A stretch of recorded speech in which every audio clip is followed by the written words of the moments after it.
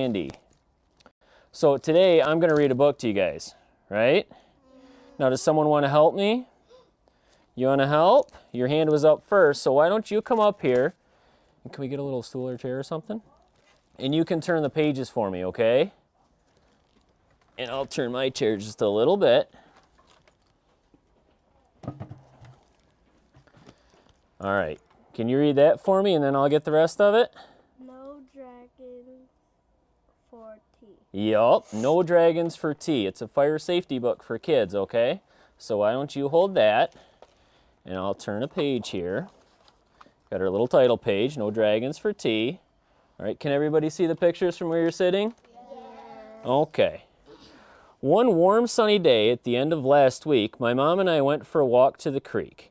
As I raced down the hill in my little red wagon, just racing down the hill, I veered to the left and smacked into a dragon. I suppose he could see there was fear in my eyes as I jumped to my feet, quite filled with surprise. He sheepishly grinned and stepped out of the way, but he seemed so polite that I asked him to play. Funny. It does. Yup. He had a cute bear and some other toys too. With my shovel and pail, we'd have oodles to do. We ran to the creek and then on the bay, where we played on the beach for the rest of the day. You can see the dragon buried? Yeah. You guys ever bury each other at the beach? Yeah. All right. Then my mom waved and said, now it's time to go eat. Let's pack the red wagon and head up the street. It's hard to stop playing with friends old or new, so I asked if the dragon could come to eat too. My mom winked her brow and squinted her eyes, then looked up at the dragon's incredible size. It's a pretty big dragon. Yeah. See, he's got his bear over here. I begged and I pleaded, then said very sweet, we won't make a mess, we'll be tidy and neat. So at last she said, yes, just once I'll agree, you may have the dragon come over for tea. We had carrots and apples, thick slices of ham, with fresh homemade biscuits and strawberry and jam. Cold glasses of milk and great big dill pickles, but the pepper we sprinkled sure made my nose tickle. Then the dragon's nose twitched and he started to wheeze. His eyes misted up and he blew a great sneeze. Can you guys imagine how big a dragon's sneeze would be? Yeah. Achoo! We all know what happens when dragons achoo. Flame shot from his mouth and from both nostrils too. That wouldn't be good. Our tablecloth sparked and burst into flames, and the curtains that hung right beside did the same. The smoke alarm rang, and loud piercing sound. It meant get out fast, so I dropped to the ground. Do you guys know why she dropped to the ground? Yeah, too low, too not the fire can... Yep, she got low, so she was under the smoke, and then if her clothes were on fire, she dropped to the ground and rolled, put them out. That's a good thing, yep. Because the fire is like up, and they cannot go down because the fire is like air. Yep, you stay underneath it. It's all up high. So the room filled with smoke as I crawled to the floor and started to make my way to the front door. The dragon got scared and decided to hide, but I knew when there's fire, you must get outside. I grabbed his thick tail, and with one mighty tug, I pulled the big dragon from under the rug. She's pretty strong. I crept down the hallway and said, follow me. I know the way out. We must meet by the tree. So my mom and dragon, it moved. So mom and the dragon and I all met there. Then a silly old dragon went back for his bear. Do you guys ever go back into a house after you've gotten out? Never go back inside. We ran up and caught him and wouldn't let go. And I said, listen, dragon, here's what you should know. Don't ever go back. That just will not do. We can get a new bear, but we can't replace you. Since the fire was burning inside of our home, we went to the neighbors to borrow the phone. My mom knew what to dial and said calm and clear, here's our full street address, send the fire trucks here. That's what we talked about earlier, remember? Before very long, down our street they came, sailing, with bright red lights flashing and loud sirens wailing. The fire crew rushed to start work on their tasks. They were dressed in big boots and wore helmets and masks. They hooked up the hose and ran into the house, where they sprayed streams of water in order to douse.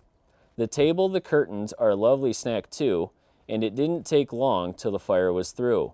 The fire chief called out the door with a shout. The smoke made a mess, but the fire is out.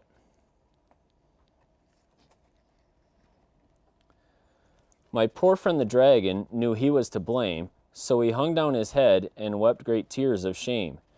One of the fire crew said, "Don't be sad. You knew what to do, and of that we're quite glad. You all got out safely. That's what really matters." Then she took us to see the big pumping truck and ladders.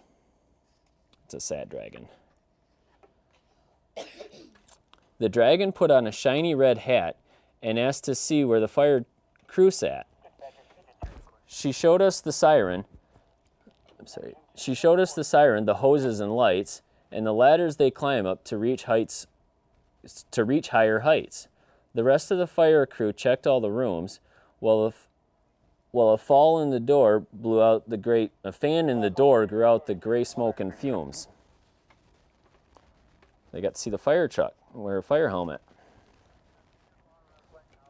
Then the dragon and I, we sat down for a while. I reached up and hugged him. He gave a great smile. The next time the dragon and I went to play, we'll pick up a picnic and go to the bay. We are friends, tried and true, the best we can be, but I'll never again invite the dragon for tea. Last time tea didn't go so well, did it? No. What made him sneeze, do you remember? Go ahead. The pepper. Yup, the pepper made him sneeze, and when he sneezed, the flames went out, caught the curtains and the tablecloth on fire. Do you have a question? No? That book, that thing Yup. right there. Oh, okay. I'm sorry, yup. All right. I'll just grab this real quick. So the dragon's fire safety rhyme. When the smoke alarm sounds, here's what you should do. Leave your toys all behind, 'cause there's only one you. Get down and stay low, crawling under the smoke, because breathing those fumes in might make you choke. If your clothes catch fire, don't run about. Stop, drop, and roll till the flames are all out. Don't open the door if the handle feels hot. Find another way to your planned meeting spot. Even when scared, you must never hide, and once you are out, don't go back inside. So the little girl and the mom had a meeting spot outside by the big tree. That's important, because once you get outside, you got to know where everybody is, and you got to make sure everybody is outside, right? And so if someone doesn't show up at the tree, you tell one of the firemen. Or if it's at the neighbor's house or by the fire hydrant outside. But if you meet by a fire hydrant, you might be in the way of what we got to do, right? So you got to plan a meeting spot with your family, and then don't ever go back in the house once you're at your meeting spot, okay? Not until everyone is there, and then you all go safely to a neighbor's house or sit in the car or something like that. So that's really important. So in the end, the little girl taught the dragon right what to do. Where'd the dragon go? Under the rug. Under the rug. Do you ever want to hide in a fire? Get outside. So it says, the dragon now knows what to do in a fire. Do the children in your care? This is kind of for the teachers. Fire safety does not need to be a frightening topic. No dragons for tea provides an ideal opportunity. You guys ever read that book before? Some of you? Okay. Any other questions? We actually have a meeting spot. Can you tell them where our meeting spot is if we have a fire in the school? Where do we go? Anyone go ahead and answer. Where is it? Basement. To the basement? He's new. Where do we go? Javier, where do we go if there's a fire in the school? Where do we go? One of you just tell them. We go outside. And where do we go? By the big? Up here. Up here. We go where those trees at. There's a by pine the tree. Okay. If there were a big storm or a tornado or something, you might go to the basement. That would be a good spot. But if the house were on, or the school were on fire, you wouldn't ever want to go down into the basement. It'd be really hard for us to get you out of there. Some do. Some have basements. Anything else? You have a question? Yeah. You ever go to a firehouse? We've been to quite a few house fires. Yup. But everyone's gotten out safe. And they all have their meeting spots, so we know right where they are. You have a question? I used to live in Camelot, and our house caught on fire, and my mom's friend lived right next door to us, and our cousin lived right next door. So you had somewhere to go in case, or when that fire happened? That's good. Any other questions? Go ahead. When I was at my uncle's house, we saw another house that was on fire. That's not good when houses catch on fire. It's pretty scary, isn't it? Do you have a question? One time my dad's house was going to catch on fire, but it catched on fire because he was sleeping and he didn't know that the house was catching on fire, so somebody came. Okay.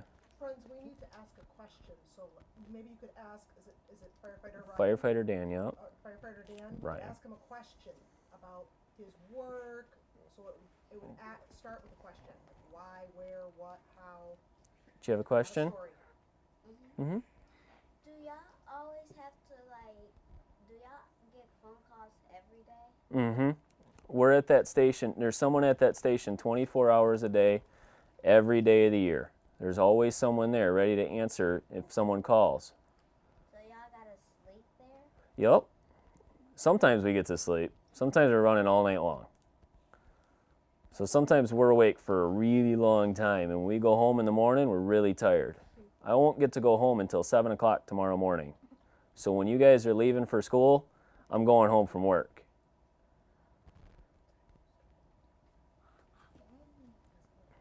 Any questions? Go ahead. What time, I forgot. That's okay. I got here at 7 o'clock this morning. What time did you wake up? I usually wake up about 5. It's pretty dark out still. Yep. Next question?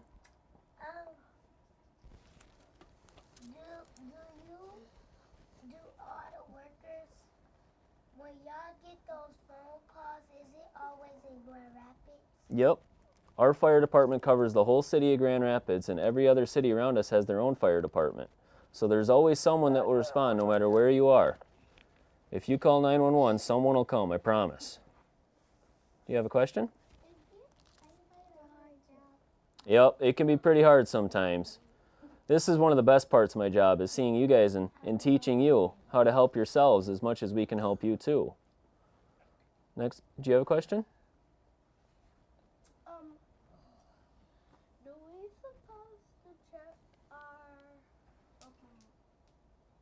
Smoke detectors?